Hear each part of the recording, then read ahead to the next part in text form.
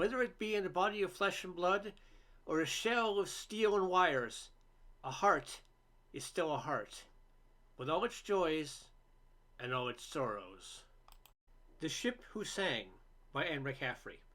Read by Karl. She was born a thing, and as such would be condemned if she failed to pass the encephalograph test required of all newborn babies. There was always a possibility that though the limbs were twisted, the mind was not.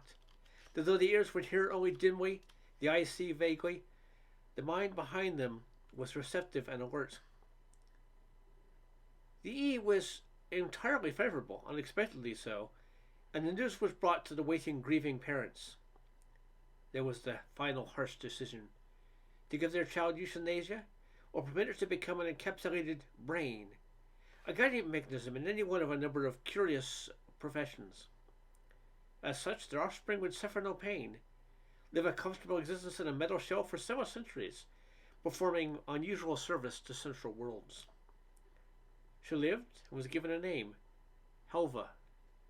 For her first 3 vegetable months she waved her crab claws, kicked weakly with her club feet, and enjoyed the usual routine of the infant.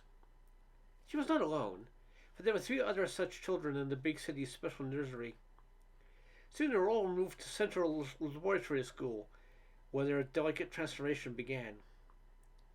One of the babies died in the initial transferal, but of Helva's class, 17 thrived in the metal shells. Instead of kicking feet, Helva's nerve responses stirred her wheels. Instead of grabbing with hands, she manipulated mechanical extensions. As she matured, more and more neural synapses will be adjusted to operate other mechanisms that went into the maintenance and running of a spaceship. For Helva was destined to be the brain half of a scout ship, partnered with a man or woman, whichever she chose, as the mobile half. She would be among the elite of her kind. Her initial intelligence tests registered above normal, and her adaptation index was unusually high. As long as her development within her shell lived up to expectations, and there were no side effects from the pituitary tinkering, Helva would live a rewarding, rich, and unusual life, a far cry from what she would have faced as an ordinary, normal being. However, no diagram of her brain patterns, no early IQ tests recorded certain essential facts about Helva that Central must eventually learn. They would have to bide their official time in C, trusting that the massive doses of shell psychology would suffice her, too, as a necessary bulwark against her unusual confinement and the pressures of her profession. A ship run by a human brain could not run rogue or insane with the power and resources Central had to build into their scout ships. Brain ships were, of course, long past the experimental stages. Most babies survived the perfected techniques of pituitary manipulation that kept their bodies small, limiting the necessity of transfers from smaller to larger shells. And very, very few were lost when the final connection was made to the control panels of ships or industrial combine. Ship people resembled mature dwarfs in size, whatever their natal deformities were, but the well-oriented brain would not have changed places with the most perfect body in the universe. So for happy years, Helva scooted around her shell with her classmates, playing such games as Stall, Power Seek, studying her lessons in trajectory, propulsion techniques, computation, logistics, mental hygiene, basic alien psychology, philology, space history, law, traffic, codes, all the etceteras that eventually became compounded into a reasoning, logical, informed citizen. Not so obvious to her, but of more importance to her teachings, Helva ingested the precepts of her conditioning as easily as she absorbed her nutrient fluid. She would one day be grateful to the patient drone of subconscious level instruction. Helva's civilization was not without busy, do-good associations, exploring possible inhumanities to terrestrial as well as to extraterrestrial citizens. One such group, Society for the Preservation of the Rights of Intelligent Minorities, got all incensed over shelled children when Helva was just turning 14. When they were forced to, Central World shrugged its shoulders, raised the tour of the lab schools, and set the tour off to a big start by showing the members' case histories, complete with photographs. Very few communities ever looked past the first few photos. Most of their initial objections about shells were overridden by the belief that these hideous, to them, bodies were mercifully concealed. Helva's class was doing fine arts, a selective subject in her graduate program. She'd activated one of her microscopic tools which she would later use for minute repairs to various parts of her control panel. Her subject was large, a copy of the Last Supper, and her canvas small, the head of a tiny screw. She had tuned her sight to the proper degree. As she worked, she absent-mindedly crooned, producing a curious sound. Show people use their own vocal cords and diaphragms, but sound issued through microphones better than mouths. Helva's hum, then, had a curious vibrancy, a warm, dulcet quality even in its aimless, chromatic wanderings. "Why, what a lovely voice you have," said one of the female visitors. Helva looked up and caught a fascinating panorama of regular, dirty craters on a flaky pink surface. Her hum became a gurgle of surprise. She instinctively regulated her sight until the skin lost its cratered look and the pores assumed normal proportions. "Yes, we have quite a few years of voice training, madam," remarked Helva calmly. "Vocal peculiarities often become excessively irritating during prolonged interstellar distances and must be eliminated. I enjoyed my lessons." Although this is the first time that Helva had seen unshelled people, she took this experience calmly. Any other action would have been reported instantly. "I meant you have a lovely singing voice, dear," the lady said. "Thank you. Would you like to see my work?" Helva asked politely. She instinctively sheered away from personal discussions, but she filed the content away for further meditation. "Work?" asked the lady. "I'm currently reproducing the Last Supper on the head of a screw." "Oh, I say," the lady twittered. Helva turned her vision back to magnification and surveyed her copy critically. "Of course, some of my color values do not match the old masters, and my perspective is faulty, but I view it to be a fair copy." The lady's eyes, unmagnified, bugged out. "Oh, I forget," and Helva's voice was really contrite. If she could have blushed, she would have. "You people don't have adjustable vision." The monitor of this discourse grinned with pride and amusement as Helva's tone indicated pity for the unfortunate. "Here, this will help," said Helva, substituting a magnifying device in one extension and holding over the picture.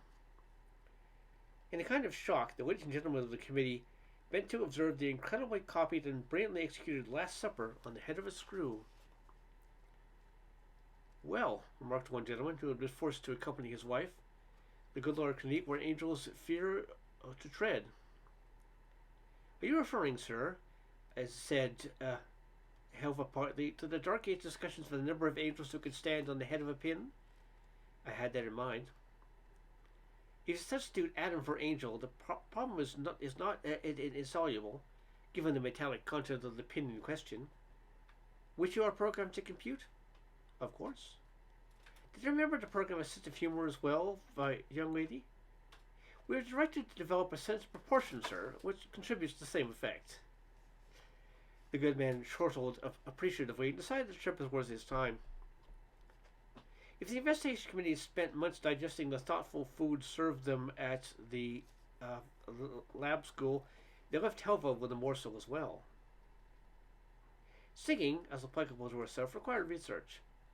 She had, of course, been exposed to and enjoyed a music appreciation course that included the better-known classic works. But singing for any shell person posed considerable technical difficulties.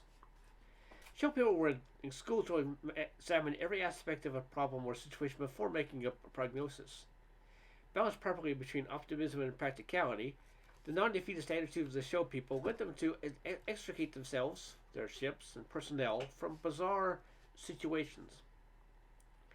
Therefore, to Helva, the problem that she couldn't open her mouth to sing, among other restrictions, did not bother her.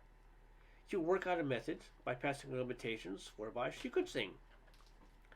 She explores the problem by investigating the methods of sound reproduction to the centuries, human and instrumental. Her own sound reproduction equipment was essentially more instrumental than vocal. Breath control and the proper enunciation of vowel sounds within the oral cavity appeared to require the most development and practice. Shell people did not, strictly speaking, breathe. For their purposes, oxygen and other gases were not drawn from the surrounding atmospheres of the medium of lungs, but sustained artificially by solution in their shells. After experimentation, Helva discovered she could manipulate the diaphragmatic unit to sustain tone. By relaxing the certain muscles and expanding the oral cavity well into the frontal sinuses, she could direct the vocal sounds to the most felicitous production for proper reproduction through her throat microphone. She compared the results with tape recordings of modern singers and was not unpleased, although her own tapes had a peculiar quality about them. Not alone unharmonious, merely unique. Acquiring a repertoire from the library was no problem to one trained to perfect recall. She found herself able to sing any role in any song which struck her fancy. It would not have occurred that it was curious for a female to sing bass, baritone, tenor, mezzo, soprano, as she pleased. It was to Helva only a matter of the correct reproduction and diaphragmatic control required by the music attempted. If the authorities remarked on her curious avocation, they did so among themselves. Few people were encouraged to develop a hobby as long as they maintained proficiency in their technical work. On the anniversary of her 16th year, Helva was unconditionally graduated and installed in her ship, the XH-834. Her permanent titanium shell was recessed behind an even more indestructible barrier in the central shaft of the scout ship. The neural, audio, visual, and sensory connections were made and sealed. Her extendables were diverted, connected or augmented, and the final, delicate beyond description brain taps were completed, while Helva remained anesthetically unaware of their proceedings. When she woke, she was the ship. Her brain and intelligence controlled every function from navigation to such loading as the scout ship of her class needed. She could take care of herself and her ambulatory half in any situation already recorded in the annals of Central Worlds, a situation its most fertile minds could imagine. Her first actual flight, for she and her kind had made mod flights on dummy pilots since she was 8, showed her to be a complete master of the techniques of her profession. She was ready for great adventures and the arrival of her mobile partner. There were 9 qualified scouts sitting around collecting base pay the day Helva reported for active duty. There were several missions that demanded instant attention, but Helva had been of interest to several department heads of Central for some time, and each bureau chief was determined to have her assigned to his section. No one had remembered to introduce Helva to their prospective partners. The ship always chose its own partner. Had there been another brain ship at the base at the moment, Helva would have been guided to make the first move. As it was, while Central wrangled among itself, Robert Tanner sneaked out of the pilot's barracks over to the field and over to Helva's slim metal shell. "Hello? Anyone at home?" Tanner said. "Of course," replied Helva, activating her outside scanners. "Are you my partner?" she asked hopefully as she recognized the scout service uniform. "All you have to do is ask," he retorted in a wistful tone. "No one has come. I thought perhaps there were no partners available, and I've had no directives from Central." Even to herself, Helva sounded a little self-pitying, but the truth is she was lonely, sitting in the darkened field. She'd always had the company of other shells, and more recently, technicians by the score. The southern solitude had lost its momentary charm and become oppressive.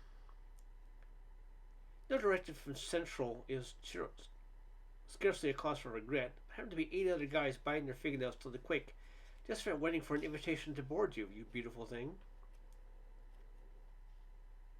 Tanner was inside the control cabin as he said this, running appreciative fingers over her panel, the scout's gravity chair, poking his head into the cabins, the galley, the heads, the pressurized storage compartments. "Now, if you want to goose Central and do us a favor all in one, call up the barracks and let's have a ship-warming partner-picking party, Helva chuckled to herself. He was so completely different from the occasional visitors or the various lab technicians she had encountered. He was so gay, so assured, and she was just delighted by his suggestion of a partner-picking party. Certainly was not against anything in her understanding of regulations. "CENTCOM, this is XH-834. Connect me with Pirate Barracks. Visual? Please." A picture of lounging men in various attitudes of boredom came on the screen. "This is XH-834. Would the assigned scouts do me the honor of coming aboard?" 8 figures galvanized into action, grabbing pieces of wearing apparel, disengaging tape mechanisms, disentangling themselves from bed sheets and towels. Helva dissolved the connection while Tanner chuckled gleefully and settled down to await their arrival. Helva was engulfed in an unshell-like euphoria of anticipation. No actress on her opening night could have been more apprehensive, fearful, or breathless. Unlike the actress, she could throw no hysterics, china objet d'art, or grease paint to relieve her tension. She could, of course, check her stores for edibles and drinks, which she did, serving Tanner from the virgin selection of her commissary. Scouts were colloquially known as Bronze, as opposed to their ship Brains. They had to pass this rigorous training program as the Brains, and only the top 1% of each contributing world's highest scholars were admitted to Central World Scout Training Program. Consequently, the 8 young men who came pounding up the gantry into Helva's hospitable lock were unusually fine-looking.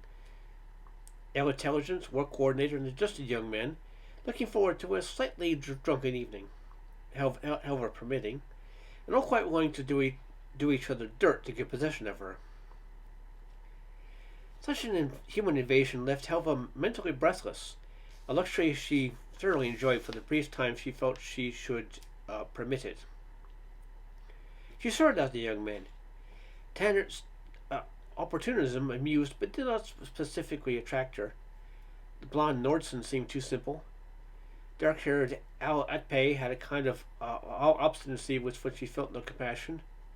Mira Anin's bitterness hinted at inner darkness she did not wish to enlighten, although he made the biggest outward play for her attention. Hers was a curious courtship. This would only be the first of several marriages for her, for Bronze retired after 75 years of service, or earlier if they were unlucky. Brains, their bodies safe from any deterioration, were indestructible. In theory, once a shell person had paid off the massive debt of early care, surgical adaptation, and maintenance charges, he or she was free to seek employment elsewhere. In practice, shell people remained in service until they chose to self-destruct or died in the line of duty. Helen had actually spoken to one shell person 322 years old. She'd been so awed by the contact she hadn't presumed to ask the personal questions she had wanted to. Her choice of a Braun did not stand out from the others until Tanner started to sing a scout ditty, recounting the misadventures of the bold, dense, painfully inept Billy Braun. An attempt at harmony resulted in cacophony, and Tanner waved his arms wildly for science. What we need is a very good lead tenor. Jenin, besides palming aces, what do you sing? Sharp, Jenin replied with easy good humor. If a tenor is absolutely necessary, I'll attempt it, Helva volunteered. My good woman, Tanner protested. Sounds your A, laughed Jenin. In the stunned silence that followed the rich, clear, high A, Jenin remarked quietly, such an A, Caruso would have given the rest of his notes to sing. It did not take them long to discover her full range. All Tanner asked for was one roaring good tenor, Jenin said jokingly, and our sweet mistress supplied us an entire repertory company. The boy who gets his ship will go far, far, far. To the Horsehead Nebula? Asked Nordson, quoting an old central saw. To the Horsehead Nebula and back, we shall make beautiful music, said Helva, chuckling. Together, Jenin said. Only you'd better make the music, and with my voice, I'd better listen. I rather imagine it would be I who listens, suggested Helva. Jenin executed a stately bow with an intricate flourish of his crush-brimmed hat. He directed his bow towards the central control panel where Helva was. Her own personal preference crystallized at that precise moment, and for that particular reason. Jenin, one of all the men, had addressed his remarks directly at her physical presence, regardless of the fact that he knew she could pick up his image wherever he was in the ship, and regardless of the fact that her body was behind massive metal walls. Throughout their partnership, Jenin never failed to turn his head in her direction, no matter where he was in relation to her. In response to his personalization, Helva at that moment and from then on always spoke to Jenin only through her central mic, even though it was not always the most efficient method. Helva didn't know she fell in love with Jen that evening.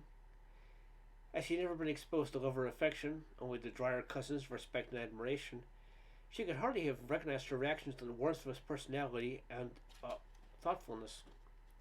As a shell person, she considered herself remote from emotions largely connected with physical desires. Well, Helva, it's been slow meeting you, said Tanner suddenly as she and Jenna were arguing about the baroque quality of Come All Ye Sons of Art. See you in space sometime, you lucky dog. Jenna, thanks for the party, Helva. You don't have to go so soon, asked Helva, belatedly realizing that she and Jenna would be excluding others from the discussion.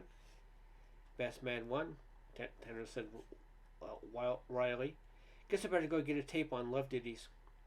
Might need some for the next ship, as there any more at home like you. Helva and Jenna watched them leave, both a little confused. Perhaps Tanner has jumped to conclusions, he asked.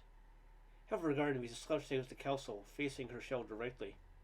His arms were crossed in his chest, and the glass he held had been empty for some time. He was handsome, they all were, but his watchful eyes were unwary. His mouth assumed to smile easily. His voice, to which Helva was particularly drawn, was resonant, deep, and without unpleasant tones or accent. Sleep with her, at any rate, Helva. Call me in the morning if it's your opt. She called him at breakfast after she had checked her choice to Central.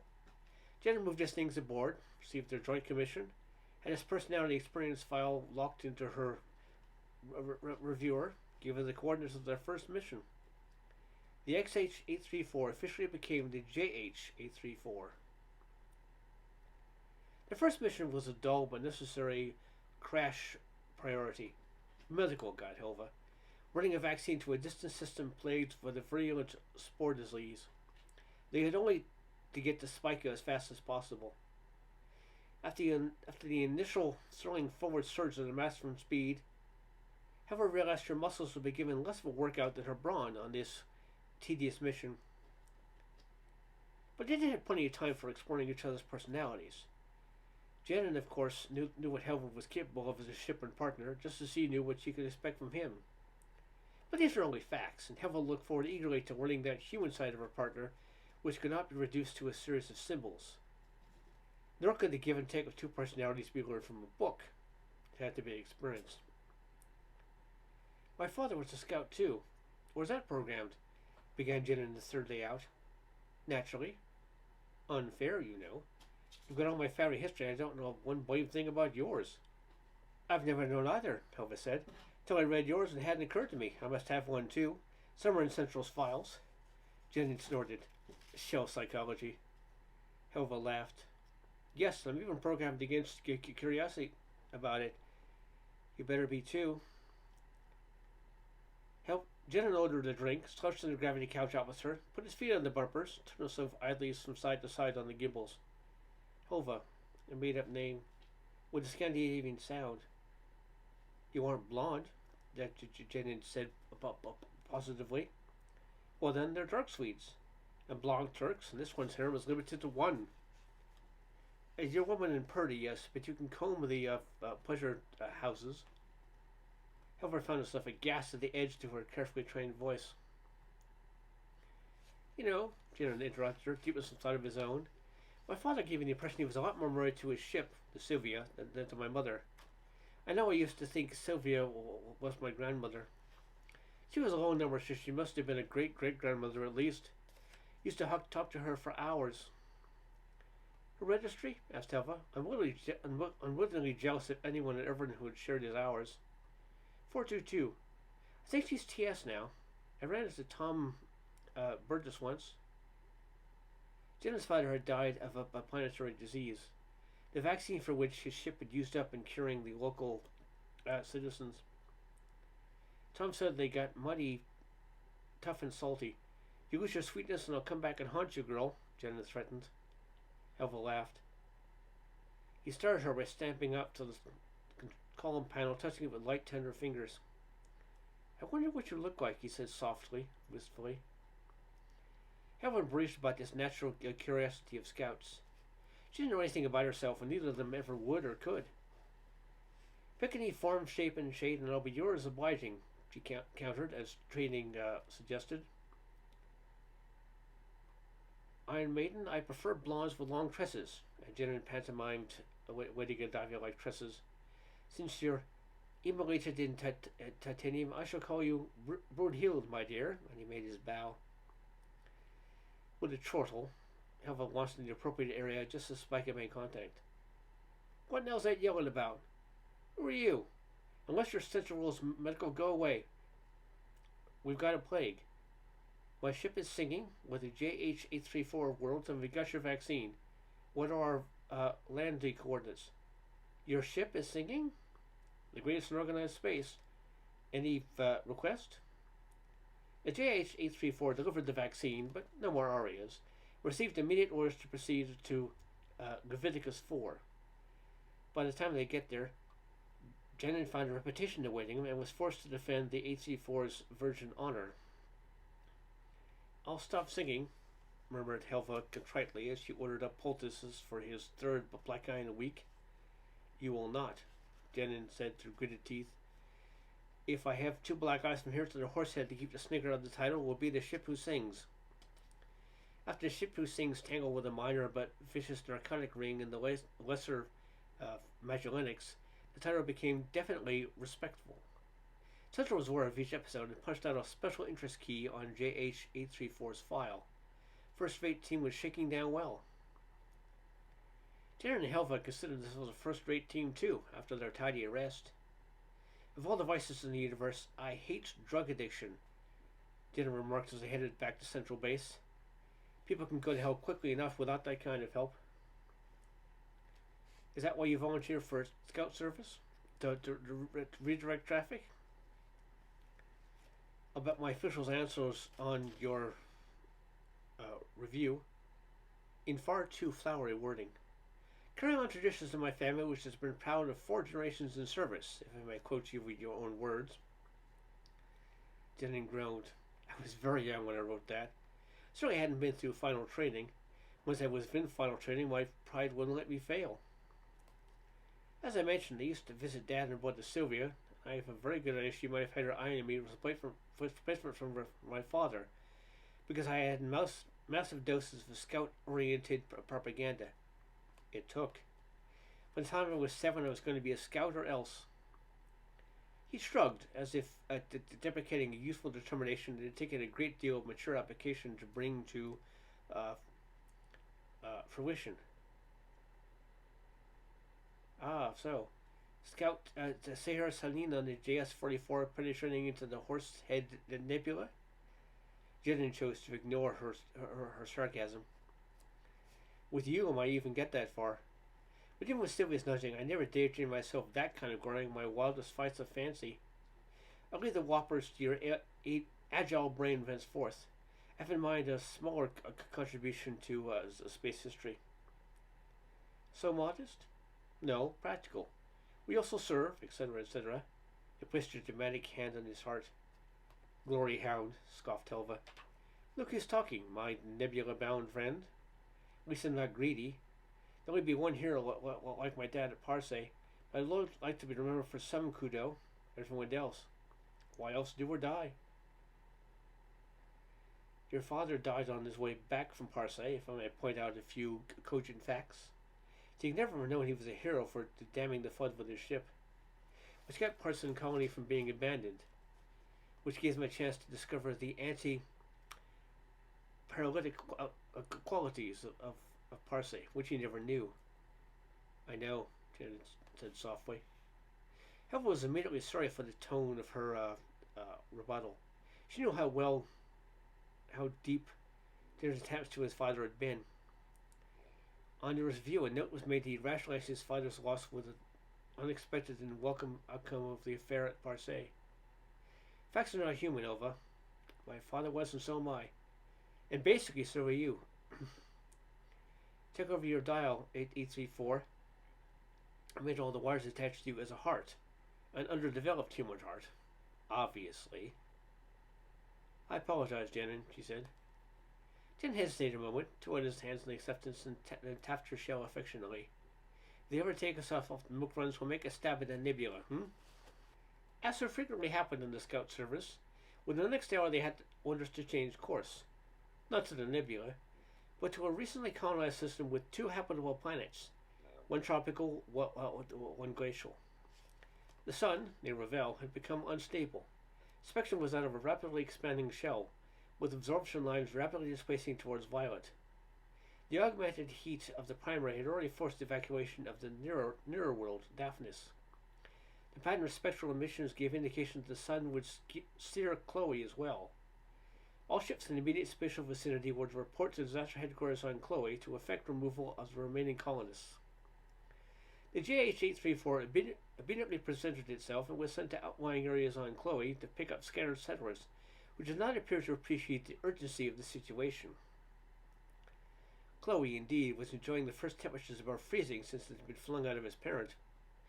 Since many of the colonists were religious fanatics who had settled on rigorous Chloe to fit themselves for a life of pious reflection, Chloe's abrupt thaw was attributed to sources other than a rampaging sun. Janet had to spend so much time countering specious arguments, and he and Helver were behind schedule on the way to the fourth and last settlement. Helver jumped over the high range of jagged peaks that surrounded and sheltered the valley from the former raging snows, as well as the present heat. The violent sun with its foreign corona was just beginning to brighten the deep valley as Helva dropped down to a landing. "You better gather toothbrushes and hop aboard," Helva said. "HU says speed it up." "All women," remarked Jenner in surprise as he walked down to meet them, "unless the men on Chloe wear furred skirts." "Charm 'em, but pare the routine to the bare essentials. And turn on your two-way private." Janet advanced smiling, but his explanation mission was met with absolute incredulity and considerable doubt as to his authenticity. He groaned inwardly as the matriarch paraphrased very previous explanations of the warming sun. "Reverend Mother, there's been an overload on that prayer circuit, and the sun is blowing itself up in one obliging verse. I'm here to take you to the spaceport at Rosary." "That's Sodom." The worthy woman glowered and shuddered disdainfully at his suggestion. "We thank you for your warning, but we have no wish to leave our cloister for the ruled world. We must go about our morning meditation, which has been interrupted. It'll be permanently interrupted when that sun starts broiling you. You must come now," Jaden said firmly. "Madam," said Helva, realizing that perhaps a female voice might carry more weight in this instance than Jaden's very masculine charm. "Who spoke?" cried the nun, startled by the bodiless voice. "I, Helva, the ship. Under my protection, you and your sisters in faith may enter safely and be unprofaned by association with a male. I will guard you and take you safely to a place prepared for you." The matriarch peered cautiously into the ship's open port. "Since only Central Worlds has permitted use of such ships, I acknowledge you are not trifling with this young man. However, we are in no danger here. The temperature at Rosary is now 99 degrees, said Helva. As soon as the sun's rays penetrate directly into this valley, it will also be 99 degrees, and is due to climb to approximately 180 degrees today. I notice your buildings are made of wood with moss chinking. Dry moss. Should fire around noontime. The sunlight was beginning to slant into the valley through the peaks, and the warm rays warmed the restless group behind the matriarch. Several opened the throats of their furry parkas. Jedid, said Helva powerfully to him, our time is very short. I can't leave them, Helva. Some of these girls are barely out of their teens. Pretty, too. I wonder the matriarch doesn't want to get in. Helva. It would be the Lord's will, said the matriarch starkly, and turned her back squarely on rescue. To burn to death? Shouted Janet as she shuddered away through the murmuring disciples. They want to be martyrs? They're up, Janet, said Helva dispassionately. We must leave when there's no longer a matter of option. How can I leave, Helva? Parse? Helga asked tauntingly to step forward to grab one of the women. You can't drag them all aboard if we don't have time to fight it out. Get aboard, Janet, or I'll have you on report. They'll die, muttered Jenner dejectedly as he reluctantly returned to climb on board. You can only risk so much, said Helva sympathetically. As it is, we'll just have time to make a rendezvous. Lab reports a critical speed up in spectral evolution. Jenner was running the airlock when one of the younger women, screaming, rushed to squeeze in the closing port. Her action set off the others. They stampeded to the narrow opening. Even crammed back to breast, there was not enough room inside for all the women. Jenner broke out spacesuits to the three who would have to remain with him in the airlock. He wasted valuable time, explaining to the matriarch she must put on the suit because the airlock had no independent oxygen or cooling units. We'll be caught, said Helva in a grim tone to Jenner on a private connection. We've lost 18 minutes in this last minute rush. I'm now overloaded for maximum speed. I must attain maximum speed to outrun the heat wave. Can you lift? We're suited. Lift? Yes, she said, doing so. Run? I stagger. Jenin, bracing herself on the woman, could feel her sluggishness as she blasted upward. Mercilessly, Helva applied thrust as long as she could, despite the fact that gravitational force mashed her cabin passengers brutally and crushed two fatally. It was a question of saving as many as possible. The only one for whom she had any concern was Jenin. She was in desperate terror about his safety. Airless and uncooled, protected only by one layer of metal, not three, the airlock was not going to be safe for the four trapped there, despite their spacesuits. Those are only the standard models, not built to withstand the excessive heat to which the ship would be subjected. Helva ran as fast as he could, but the incredible wave of heat from the explosive sun caught them halfway to cold safety. She paid no heed to the cries, moans, pleas, and prayers in her cabin. She listened only to Jenin's tortured breathing, to the missing throb in his suit's purifying system, and the sucking of the overloaded cooling unit. Helpless, she heard the hysterical screams of his three companions as they writhed in the awful heat. Vainly, Jenin tried to calm them, tried to explain they would be safe and cool so they could be still and endure the heat. Undisciplined by their terror and torment, they tried to strike it at him despite the close quarters. One flying arm became entangled in the leaf to his power pack, and the damage was quickly done. A connection, weakened by heat and the dead weight of the arm, broke. For all the power at her disposal, Helva was helpless. She watched as Jenin fought for his breath as he turned his head beseechingly towards her and died. Only the iron conditioning of her training prevented Helva from swinging around and plunging back into the cleansing heat of the exploded sun. Numbly, she made rendezvous with the refugee convoy. She immediately transferred her burned, heat-frustrated passengers to the assigned transport. I will retain the body of my scout to proceed to the nearest base for burial, she informed Central dully. You will be provided escort, was the reply. I have no need of escort. Escort is provided, XH834, she was told curtly. The shock of hearing Jenner's initials sever from her call number cut off her half-formed protest. Stunned, she waited by the transport until her screens showed the arrival of two other slim-brained ships. The cortege pronounced homeward at unfuneral speeds. 8C4, the ship who sings. I have no more songs. Your scout was Jenin. I did not wish to communicate. I'm 422. Sylvia? Sylvia died a long time ago. I'm 422. Currently MS. The ship rejoined currently. AH640 is our other friend, but Henry's not listening in just as well. Wouldn't understand if you want to turn rogue. But I'd stop him if he tried to deter you. Rogue? The term slapped Helva out of her apathy. Sure, you're young. You've got power for years. Skip. Others have done it. 732 went rogue 20 years ago after you lost your scout on a mission to that white dwarf. Hasn't been seen since. Never heard about rogues. It's exactly the kind of thing we're conditioned against. You sure wouldn't hear about it in school, my dear, 422 said. Break conditioning, cried Helva, anguished, thinking longingly of the white, furious hot heart of the hot sun she had just left. For you, I don't think it will be hard at the moment, 422 said quietly, her voice devoid of her earlier cynicism. The stars were out there, winking. Alone? Cried Helva from her heart. Alone, 422 confirmed bleakly. Alone with all of time and space. Even the Horsehead Nebula would not be far enough away to taunt her, along with 100 years to live with her memories and nothing more. Was Parse worth it? She asked 422 softly. Parse? 422 repeated, surprised. With his father? Yes.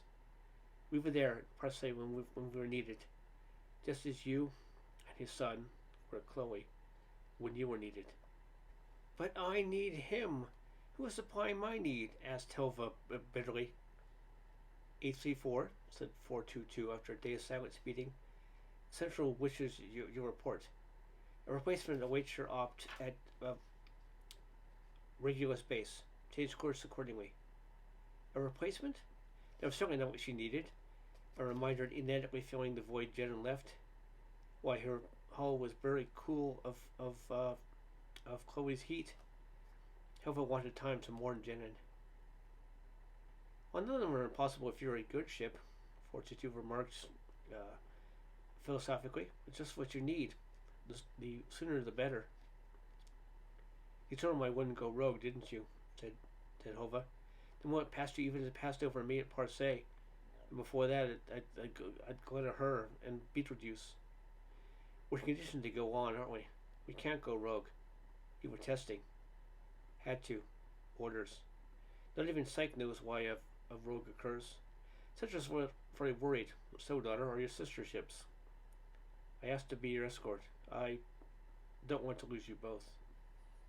In her emotional state, Helva could feel a flood of gratitude for Sylvia's rough sympathy. We've all known this grief, Helva. It's no consolation, but if we couldn't feel with our scouts, we would only be machines wired for sound. Helva looked at Jenin's still form stretched before her in its shroud and heard the echo of his rich voice in the quiet cabin. Sylvia, I couldn't help him, she cried from her soul. Yes, dear, I know, 422 muttered gently and was quiet. The she ship sped on wordless to the great central world's base at Regulus. Helva broke silence to acknowledge landing instructions and the officially tendered regrets. The she ship set down simultaneously at the wooded edge where Regulus's giant blue trees stood sentinel over the sleeping dead and the small service cemetery. The entire base complement approached with measured step and formed an aisle from Helva to the burial ground. The honor detail, out of step, walked slowly into her cabin. Reverently, they placed the body for dead love on the wheeled bier, covered it honorably with the deep blue star-flashed flag of the service. She watched as it was driven slowly down the living aisle which closed in behind the bier in last escort. Then as the simple words of interment were spoken, as the atmosphere planes dipped in tribute over the open grave, Helva found voice for her lonely farewell.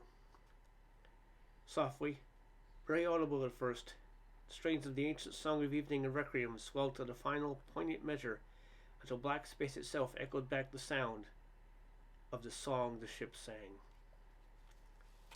The end.